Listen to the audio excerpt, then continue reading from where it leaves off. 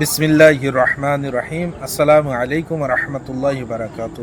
আসুন আমরা দেখি একজন প্রতিবেশী দায়িত্ব কী এবং নিজের দায়িত্ব পালন না করার কারণে কি তার ঈমানের উপরে কোনো প্রভাব পড়ে। এই জিনিসটা আমরা কোনো ঘটনা কিংবা কোনো ইসলামের দৃষ্টিতে দেখি।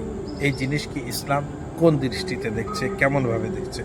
রসুল আকরাম সাল্লাল্লাহু আলাইহি ওয়া আলিহি ওয়াসাল্লামের যুগে তানার কাছে আনসারের ভিতরে একজন ব্যক্তি এসে বললেন কি, ইয়া রাসূলুল্লাহ, আমি আমার একটি বাড়ি ক্রয় করেছি এমন মহল্লায়, এমন পাড়ায় কে সেই পাড়ার ব্যক্তিদের থেকে, তাদের থেকে আমি কোনো আমার ভালো কাজের আশার আলো দেখতে পারছি না। উম্মিদ তাদের উপরে আমার নেই কি তারা আমার সাথে ভালো ব্যবহার করবে, এবং তাদের অনিষ্ট থেকে আমি নিজেকে নিরাপদ মনে করছি না।